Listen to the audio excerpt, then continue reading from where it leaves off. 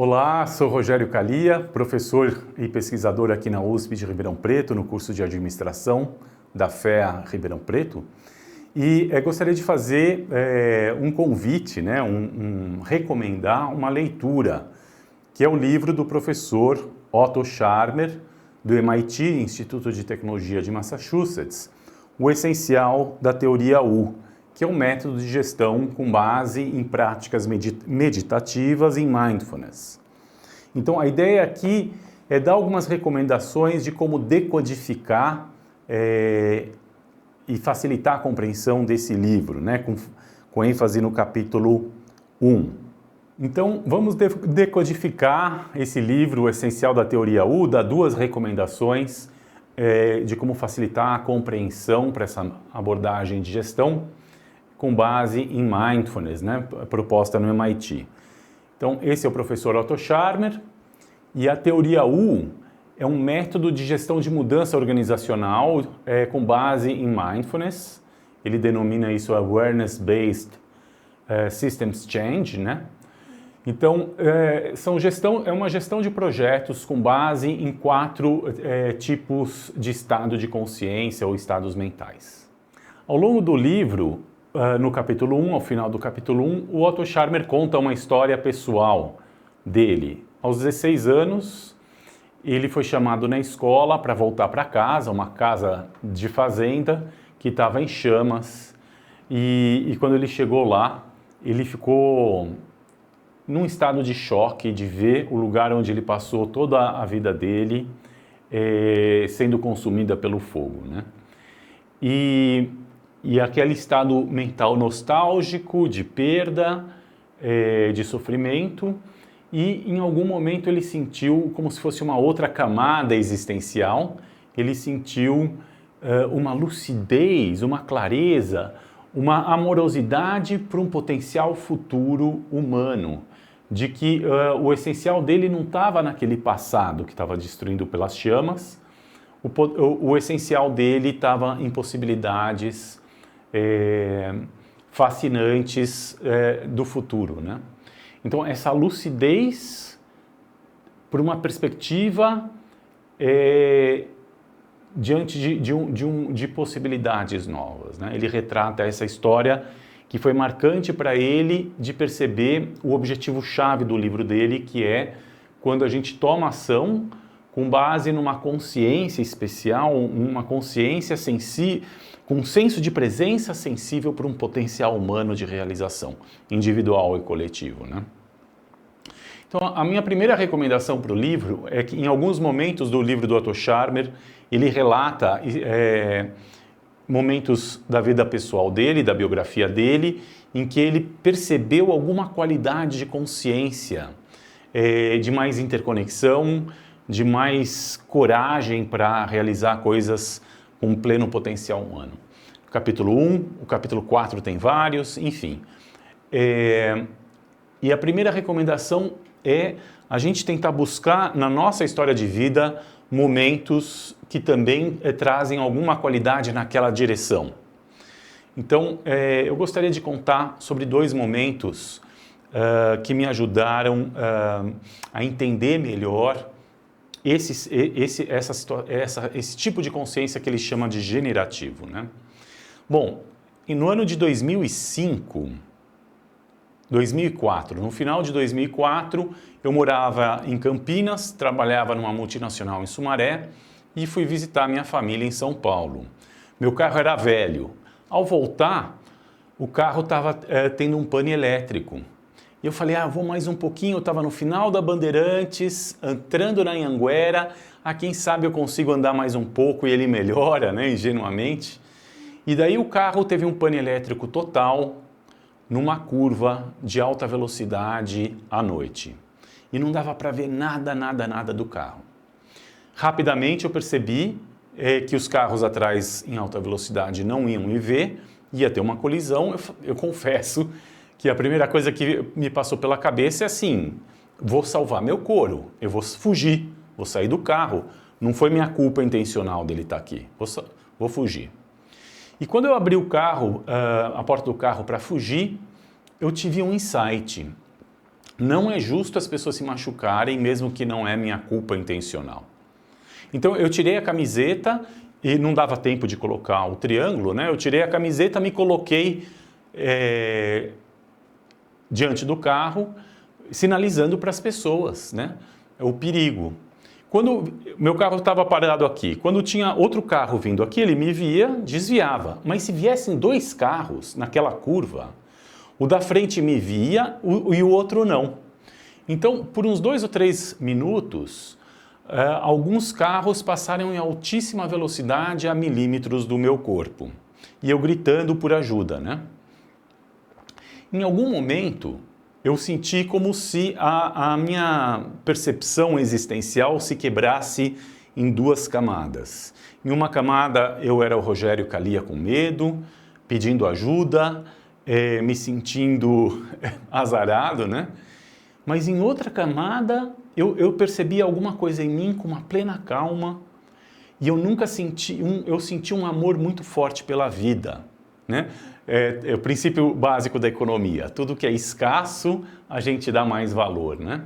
Então, a vida, a qualquer momento a minha vida pode ser ceifada, então eu senti um amor muito intenso pela vida. Normalmente eu sinto amor aqui na região do peito, naquele momento eu sentia amor por todos os poros da minha pele. E era como se eu estivesse sentindo bem amplo do universo, assim, ressoando esse amor e essa gratidão de estar vivo, né? Esse amor pela vida. E depois vieram alguns heróis voluntários que me ajudaram a tirar o carro na mão e deu tudo certo, né? Mas ficou marcada essa experiência de um amor muito intenso pela vida e de acessar uma outra camada existencial com muito mais sentido, com muito mais clareza mental e mobilizadora. 3 ou 4 anos depois, na minha vida profissional, eu trabalhava com excelência operacional, Seis Sigma, numa empresa muito inovadora, uma multinacional. E o pessoal, meus amigos do departamento de meio ambiente, chegaram para mim e falaram: Kaliya, o diretor fez um pedido se seria interessante a empresa entrar no mercado de crédito de carbono. E nós não sabemos dar uma resposta para ele. Você poderia ajudar a gente? Daí eu falei, tudo bem, vou fazer uma análise de viabilidade. Eu não sei nada sobre isso, mas eu sei que não sei, então vou atrás para aprender, né? Na época era um mercado muito imaturo, tinha o mercado relacionado ao protocolo de Kyoto, tinha o mercado relacionado à Bolsa de Chicago, Chicago Climate Exchange, com lógicas totalmente diferentes. Então eu estudei muito e conversei com as pessoas teóricas e práticas sobre as formas de funcionamento desses dois mercados, para entender que informações eu teria que buscar dos colegas dentro da empresa e montar uma análise de viabilidade. E quando eu fui apresentar o slide com a conclusão do meu trabalho, que demorou uns 2 meses, 2 ou 3 meses para eu fazer, eu quis fazer de uma forma bem sistemática, né, e aprender coisa que eu não sabia.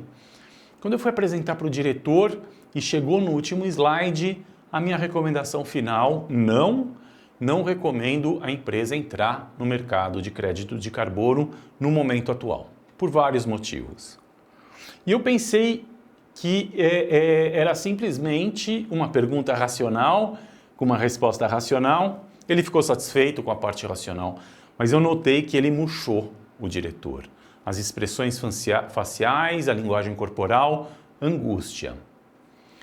E eu acessei aquela angústia dele, participei daquilo e fiquei com uma angústia muito grande de estar causando angústia no meu chefe.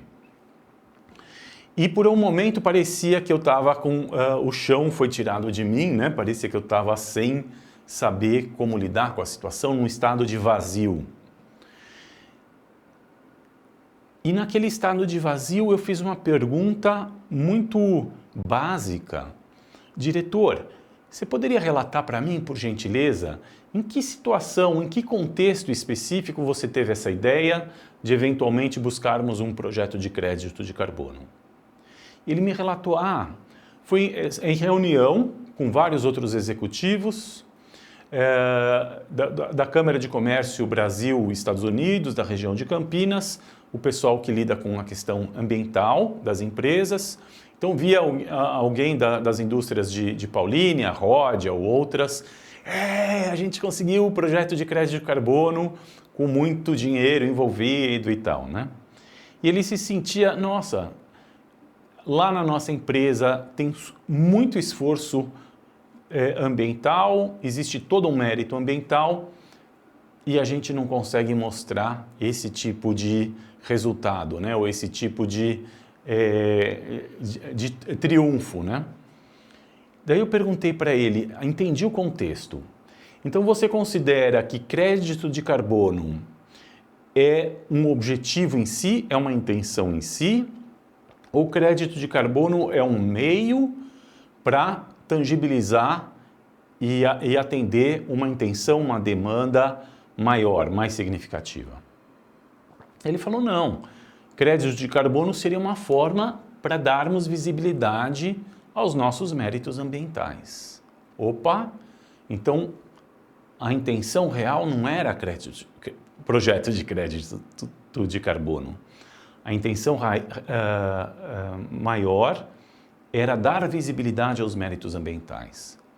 E diante disso eu tive insights, nossa, por que nós não montamos um super evento reunindo os vários projetinhos e tecnologias e soluções ambientais da empresa, reunindo tudo, com evento com clientes, com universidade, com a internacional, enfim, um evento grande, né? Me apresentaram um outro profissional que tinha um interesse semelhante, a gente se uniu, mobilizamos várias pessoas, de diretores e outros colegas, rapidamente montamos um super evento que mostrou as várias soluções da área comercial, da área de tecnologia, e teve falas de pessoas da universidade, da matriz, da internacional, e teve uma fala, na época, de uma cliente, uma gerente de sustentabilidade da Walmart, que na época, isso foi mais ou menos 2007, 2008, que na época era a empresa que mundialmente no Brasil estava gerando resultados ambientais muito significativos. Quando terminou o evento, todo mundo foi embora e o presidente da subsidiária no Brasil falou, por gentileza, fiquem os diretores. Quando as pessoas foram embora, fecharam-se as portas e o presidente falou para os diretores, nossa, mas a Walmart, como líder do varejo, está tomando dianteira como líder de sustentabilidade. E nós, que somos líderes em vários mercados, poderíamos estar também tendo um papel mais significativo em sustentabilidade. Cadê aqueles ecochatos que abraçam árvores e sonhavam com o departamento de sustentabilidade? Ele autorizou. E uma coisa que eu imaginava que ia acontecer 5, 10 anos para frente, né? Que era meu sonho de trabalhar com sustentabilidade. Na época eu estava fazendo 2 doutorados sobre redes de inovação para sustentabilidade na USP São Carlos e na FGV. Estava bem comprometido em tentar encontrar oportunidades profissionais com essa temática, né? Mas imaginava que ia demorar muito. E aquele evento criou as condições, criou o ambiente em que foi uma vivência muito tangível para os tomadores de decisão da importância da sustentabilidade para o negócio. Então, realmente eu vivenciei isso, que é o foco do livro da Teoria U. Um senso de presença, um estado de consciência em que a gente fica com muito mais sensibilidade, eu diria intuitiva, de insight, para um potencial humano futuro se realizar com sentido na vida profissional, né? E eu percebi que aquele amor pela vida que eu vivenciei ao sair daquela situação de risco do pane elétrico, quase um acidente, né? Um risco de acidente muito forte, aquela amorosidade eu percebi que estava presente no processo criativo de quando tudo deu errado, a decepção daquele diretor, a angústia dele, eu me senti num vazio, e daí, naquele vazio, acessar o insight para um pleno potencial de realização, né? a mesma amorosidade, o mesmo senso de presença, esse estado de consciência muito lúcido, amoroso, buscando realizar uma busca de sentido mais significativo, né? Então é isso que eu queria relatar para vocês. Histórias em primeira pessoa, consonantes com as histórias que o Otto Scharmer vão contando ao longo do livro, ajudam a gente a perceber que o que ele está falando não é ficção. O que ele está falando não é uma coisa viagem, né? E nos últimos anos eu tenho feito esse trabalho com muitos profissionais, empreendedores sociais, empresários, inovadores, e é impressionante como as pessoas têm relatos de momentos assim. Mais dramáticos, menos dramáticos. O chave é não idealizar. Naquela direção, quando alguma coisa antiga morre e se abre um vazio para algum potencial maior, ou um momento de criatividade, de insight, ou um momento de interconexão. Histórias em primeira pessoa. Então agora voltando ao livro aqui, o essencial da teoria U, logo no prefácio ele faz essa pergunta-chave. Uma das perguntas que mobilizou ele escrever esse livro é o que é preciso para aplicar o poder de mindfulness, atenção plena, à transformação do sistema social coletivo? Então, mindfulness é um movimento que tem, desde 1979, de trazer práticas contemplativas das tradições espirituais, budismo, hinduísmo, no cristianismo, né, tem os padres do deserto, madres do deserto, Santo Antão, Santa Catarina, enfim, das tradições espirituais, trazer práticas contemplativas para o laico, para o científico, sem a linguagem de religião, e o treino mental da meditação e validar isso cientificamente, os efeitos disso, né? Esse é o mindfulness laico. Então, o que é preciso para aplicar o poder de mindfulness à transformação do sistema social coletivo? Essa é uma pergunta que mobilizou para ele escrever o livro. E daí ele traz a segunda ideia, que o importante para ele é a gente se tornar mais consciente das nossas próprias fontes de curiosidade, compaixão e coragem.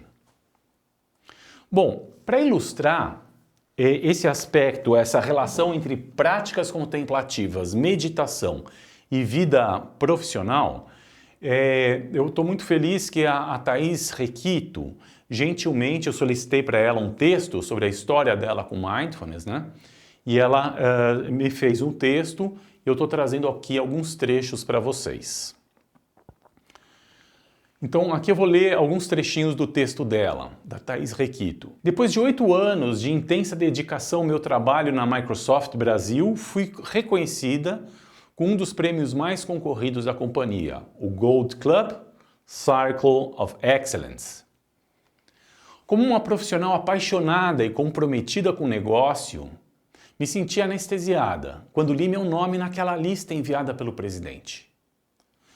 Na sequência, uma chuva de mensagens chegou em seguida, alimentando ainda mais emoção. As pessoas parabenizando ela. O que a maioria das pessoas não sabia é que eu não estava bem. Por meses, eu vivi noites tenebrosas de insônia. Emagreci quase 10 quilos, sentia meus braços e pernas formigando e o coração acelerando cada vez que uma nova apresentação ou reunião importante estava prestes a começar.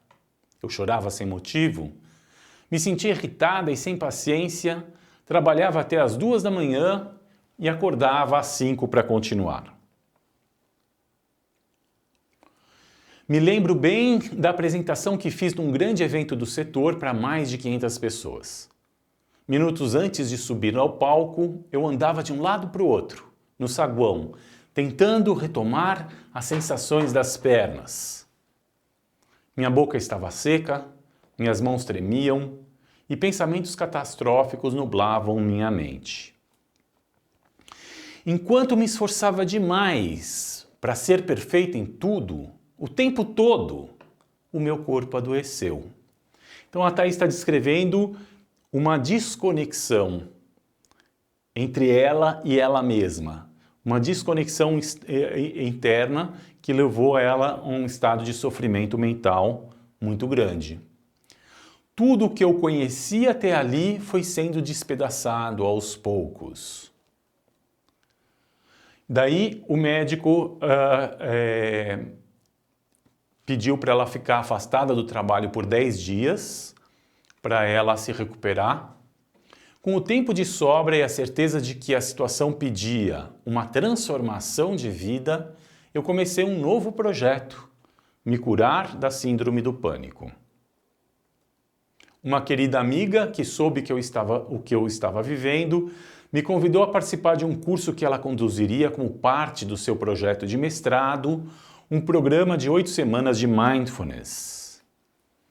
Então ela aprendeu as meditações atencionais, com foco na respiração, com foco nas sensações corporais, como uma forma de perceber o processo mental de dar atenção para algo, dispersar a atenção e voltar para o foco da atenção.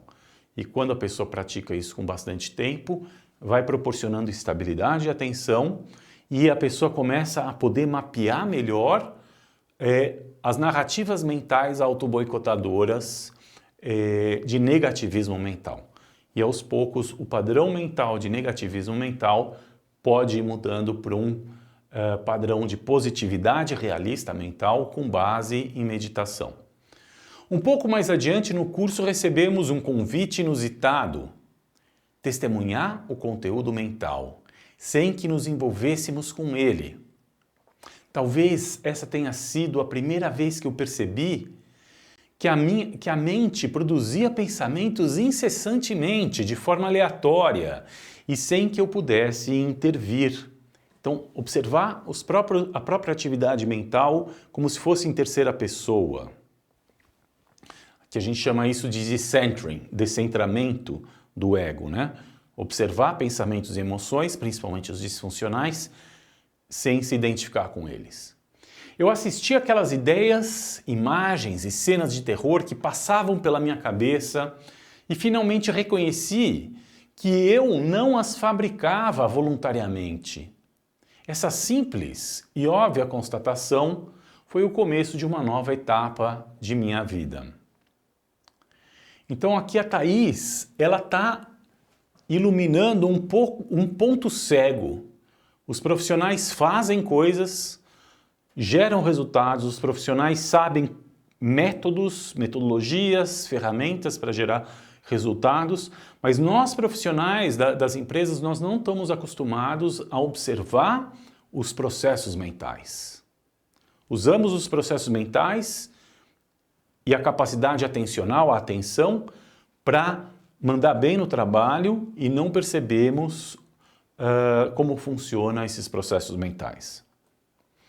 Pacientemente estabeleci a minha rotina diária de práticas de mindfulness, que incluía meditações longas de manhã e à noite, explorando as sensações do corpo e da respiração. Incluía também práticas curtas em períodos de transição entre reuniões, entre ligações telefônicas e atividades rotineiras, como comer e caminhar, que passei a realizar conscientemente.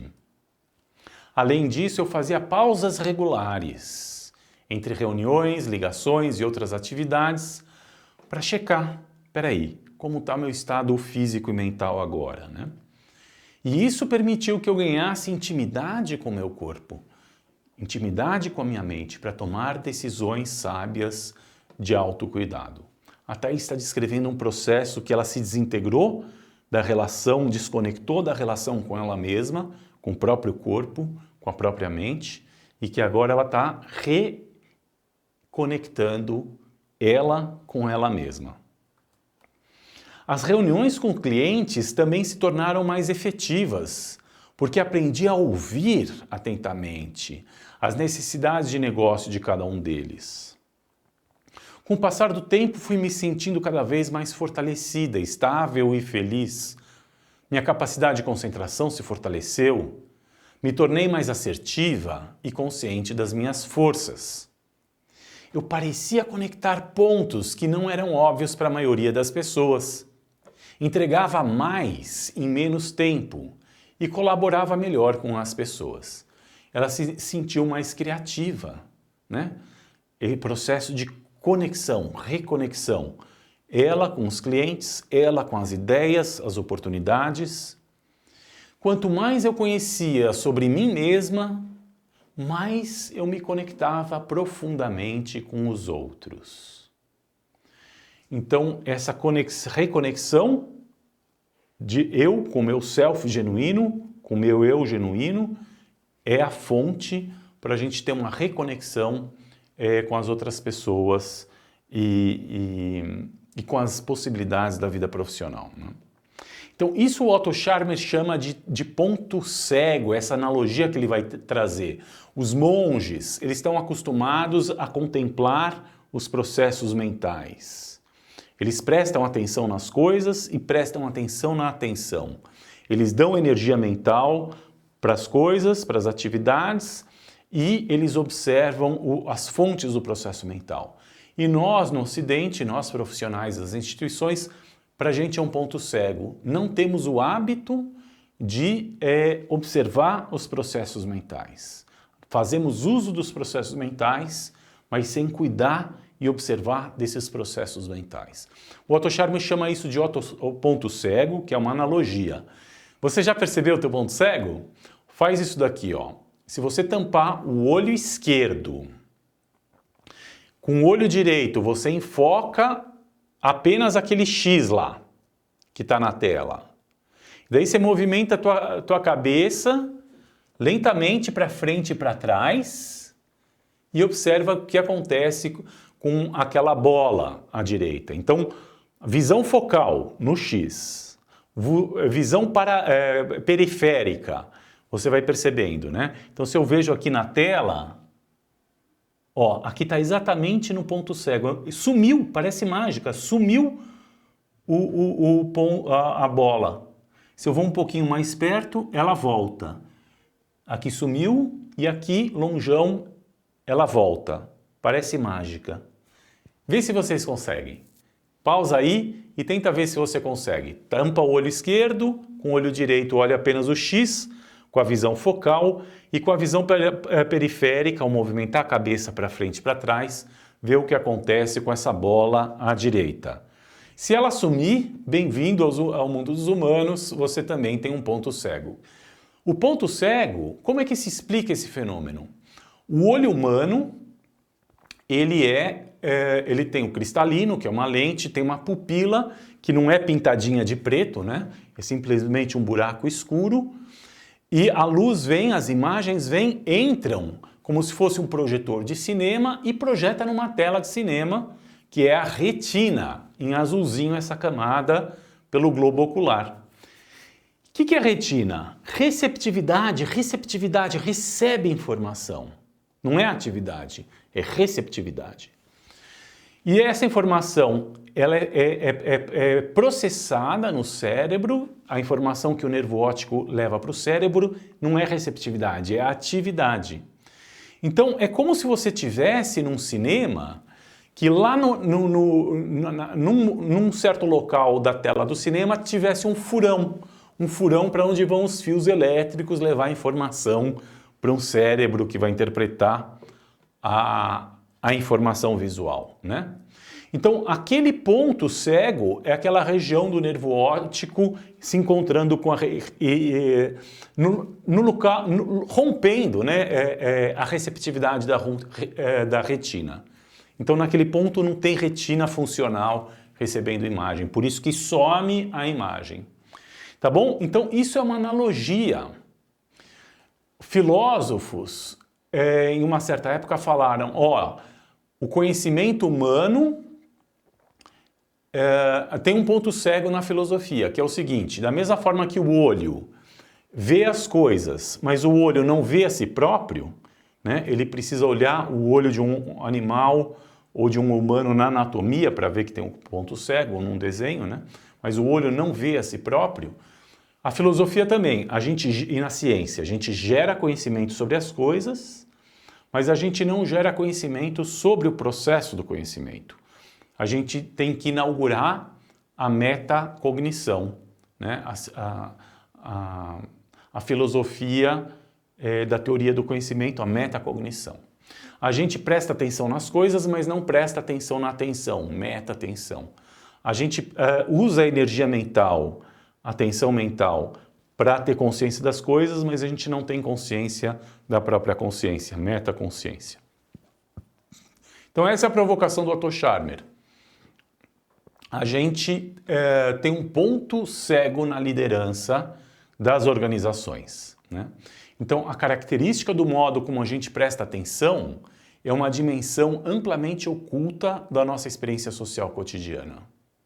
E a meditação ajuda a gente prestar atenção nos estados mentais, prestar atenção na atenção. E ele dá um exemplo.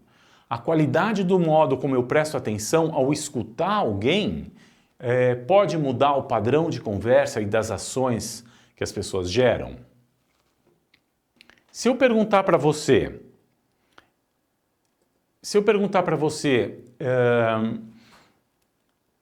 quais são os 2 ou 3 piores fracassos da humanidade agora no século XXI, do ano 2000 para cá, nesses 22, 23 anos. Pensa aí, dá uma pausada e pensa.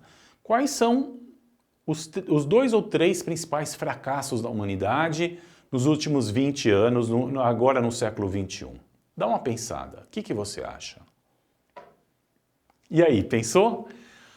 Bom, então, as pessoas que eu converso sobre isso, tem gente que vai falar da fome, do aquecimento global, do racismo, da guerra, enfim, as pessoas trazem várias listas, né?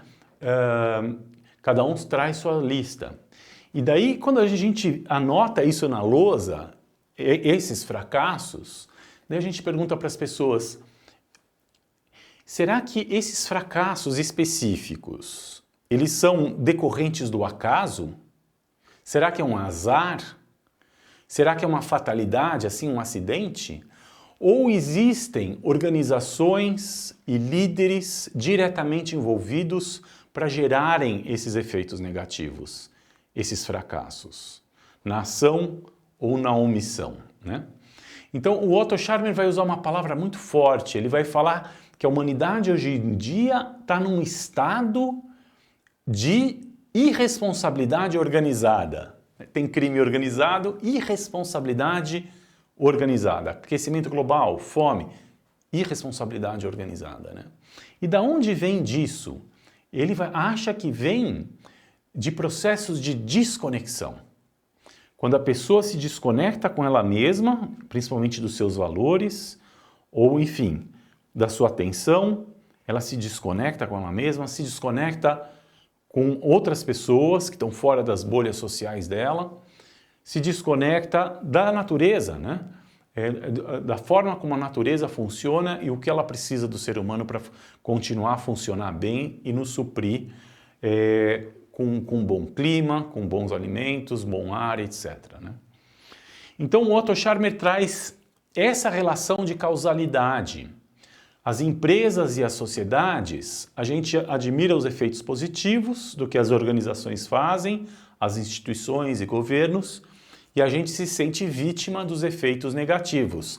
São resultados. Então tem um monte de gente na ciência descrevendo resultados positivos e negativos decorrentes do trabalho dos líderes e organizações. Tem uma segunda camada que tem um monte de gente descrevendo os processos, né? De como chegar em resultados, como isso, como aquilo, método disso, método daquilo. E daí a gente observa que existem padrões de tomada de decisão, padrões de ação, padrões de comunicação, padrões de pensamento nas organizações, nas empresas, nas instituições de governo. E daí o Otto Scharmer acha que tem uma segunda causalidade, que esses padrões eles são muito diferentes de acordo com a qualidade dos relacionamentos em cada organização, em cada time ou em cada rede de organizações. Ele vai fazer uma tipologia de 4. relacionamentos fechados em bolhas cognitivas, em que só se juntam pessoas que pensam igual, relacionamentos em que as pessoas têm a mente aberta, com a atitude mental de aprender com as pessoas que estão fora da bolha e honrar o conhecimento, né? Qualidade de relacionamentos com um tom empático, sensível para o sentimento, para o sofrimento de outras pessoas, e qualidade de relacionamentos criativos, generativos, inovadores, né?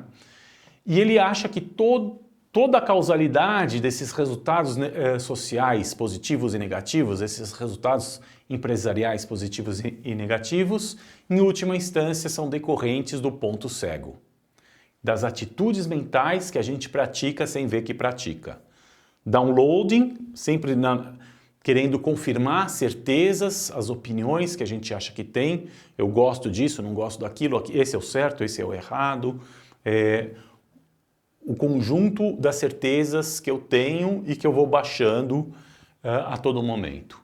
Esse seria uma atitude mental, bem diferente a atitude de abertura mental. Eu quero aprender, eu quero desconstruir minhas certezas, eu quero me alinhar com os fatos, com objetividade, atitude mental de empatia e de inovação, de receptividade para insights, de criatividade generativa. Então, a segunda dica, né, de como entender o livro do Otto Scharmer é buscar. Eu percebi que muitas pessoas têm dificuldade em entender porque se colocam em dúvida, assim, nossa, será que isso tem algum embasamento científico? E realmente, no primeiro livro dele, que chamava Teoria U, é um livro grossão, que ele escreveu 10 anos antes de escrever esse, tinha muita coisa que parecia chutada lá. De onde o cara está tirando, né? E hoje, por coincidência ou não, a ciência acadêmica ligada a práticas contemplativas, a mindfulness, tem confirmado muitas dessas hipóteses do professor Otto Scharmer. Por exemplo, uma revista acadêmica muito importante na nossa área, o Journal of Management, tem um artigo de revisão do Good e colegas, né? Contemplando o mindfulness no trabalho, uma revisão integrativa. Então tá lá, tá pequenininho, depois eu mostro para vocês uma simplificação dessa figura. Eles pegaram vários artigos científicos para mostrar o impacto de mindfulness na qualidade da atenção. E a qualidade da atenção, como ela impacta nos domínios funcionais, de como funciona o ser humano, os processos cognitivos, os processos emocionais e de regulação emocional, os processos comportamentais de regulação comportamental e a fisiologia, o bem-estar fisiológico. E daí eles vão mostrar como tudo isso impacta na prática variáveis, resultados de trabalho, desempenho no trabalho, a qualidade dos relacionamentos e bem-estar no trabalho, né? Então veja que esses componentes, se eu simplificar dessa forma aqui, atenção impacta em cognição, emoção, comportamento e fisiologia, numa primeira causalidade, e numa segunda, o desempenho prático na empresa, relacionamentos e bem-estar no trabalho, né? Veja que tem uma familiaridade muito forte com essas camadas de causalidade que o Otto Scharmer vai mostrar, iluminando o tal do ponto cego, né? O impacto da meditação na autoconsciência dos estados mentais e o impacto disso no trabalho. Então a ciência organizacional tem confirmado isso em parceria com a neurociência, com a medicina, com a psicologia. Uma das revistas mais glamourosas de administração se chama Academy of Management Review. É uma revista de teorias, novas teorias de administração. E o professor Ravi Kudesia, que é um docente nos Estados Unidos, de família indiana, meditante, professor de práticas contemplativas também, ele tem esse artigo brilhante que ele vai mostrar que mindfulness é uma prática metacognitiva. Então lá, nesses 3 losangos aí, né, esses 3 tabuleiros do jogo, o de baixo, a gente toma decisões práticas no dia a dia da prática organizacional, de estruturação organizacional. A gente tem recursos, informação, conceitos e a gente pratica o dia a dia da gestão. Numa segunda camada, a gente tem um processo cognitivo. A gente dá atenção para bolar uma forma de conceituar os desafios e daí a gente usa essa conceituação na gestão prática. E o último tabuleiro do jogo é o tabuleiro do monitoramento mental, em que a gente gera o processo do conhecimento, descentramento, a gente observa e faz uma autocrítica, uma autoobservação desse processo cognitivo que está sendo usado no dia a dia da tomada de decisão. Então, que a prática meditativa, as práticas de mindfulness ajudam a gente a observar o processo cognitivo, né? Então, isso está na direção também da gente investigar o tal do ponto cego, né? A gente olhar o processo mental. E tem pesquisa científica, um monte de pesquisa científica com neurociência e equipamentos robustos com imagens do cérebro confirmando o impacto de mindfulness. Por exemplo, esse artigo aqui na revista Neuroimage, então do Kirk e colegas, né? O treinamento de mindfulness aumenta a tomada de decisão cooperativa em trocas econômicas, evidências de equipamentos de ressonância magnética, né? Então olha que interessante, será que o treinamento de mindfulness aumenta comportamento cooperativo? Então eles tiraram muitas imagens de cérebro de pessoas fazendo jogos do Ultimato, que é um jogo que envolve dinheiro real ou fictício, em rodadas de jogadas, e as pessoas jogavam isso dentro de um equipamento que media o cérebro delas. 26 pessoas fizeram essas mensurações antes e depois de 8 semanas de treinamento de meditação mindfulness, e 24 pessoas, que é o grupo de controle, fizeram as mensurações antes e depois de um treinamento de 8 semanas, não de mindfulness, mas de movimentos corporais e alongamento para poder comparar. Então as pessoas iam nesses equipamentos e lá eles viam uma telinha com o jogo do Ultimato, né, em que a pessoa tem que tomar decisões de regras de como compartilhar um ganho financeiro com uma pessoa.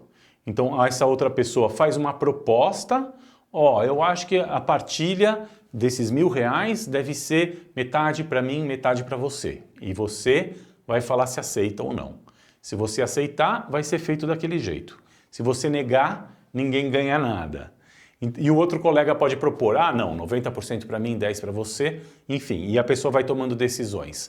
20 rodadas antes, 20 rodadas depois das 8 semanas de treinamento, né? Com esses equipamentos de ressonância magnética. E o que eles perceberam é que teve um aumento significativo de incidências de jogadas cooperativas depois do treinamento de meditação mindfulness. No grupo de controle que fez alongamentos, não teve melhora em jogos cooperativos. Aumentaram os ganhos financeiros coletivos apenas para a amostra que praticou mindfulness. E as imagens do cérebro identificando as estruturas cerebrais, no caso, uma tal de área septal do cérebro, eles perceberam que aumentou a atividade neural nessas regiões do cérebro durante comportamentos cooperativos das pessoas que praticaram mindfulness, que são justamente áreas relacionadas a essa capacidade pró-social das pessoas, de estabelecer conexões sociais.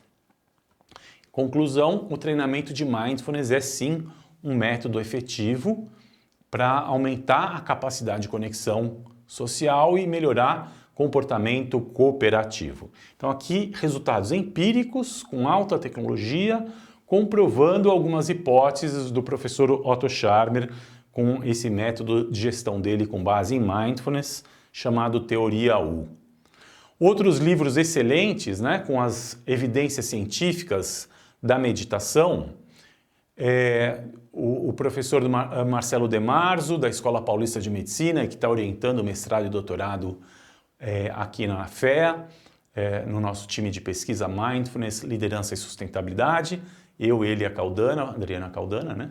Ele escreveu com Javier Campayo, da Espanha, Mindfulness e Ciência, e tem esse outro livro, Search Inside Yourself, Busque Dentro de Você, do Cheng Tan, que é o programa de Mindfulness da Google da Califórnia, que virou um livro, virou um instituto, e eu estou aqui rodando a 11ª turma na USP, disciplina optativa com esse programa aí, com esse livro, né?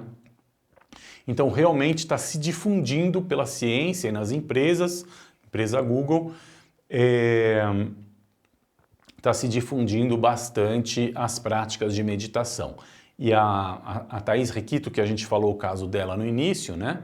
Ela é instrutora de Mindfulness profissional por uma metodologia de Oxford, de Mindfulness com base, terapia cognitiva com base em Mindfulness e o Search Inside Yourself, e ela tem feito esse trabalho com muitas e muitas multinacionais e empresas brasileiras, um trabalho bem legal.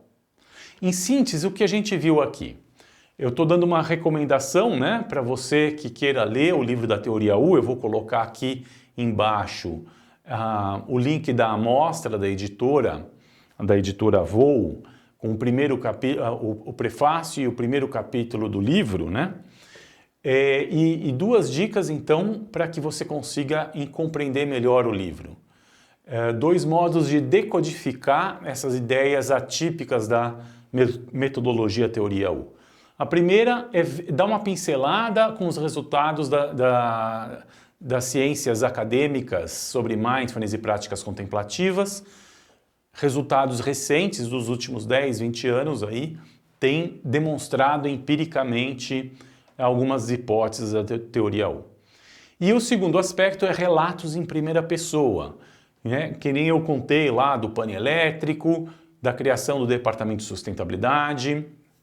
Então, casos da tua biografia pessoal e profissional com momentos de interconexão, com momentos de ação que vieram dessa tentar observar a própria consciência, tentar observar as fontes mentais do que nos conecta com o mundo, que é a curiosidade, a compaixão e a coragem de botar em ação o que faz sentido. Um abraço, até a próxima.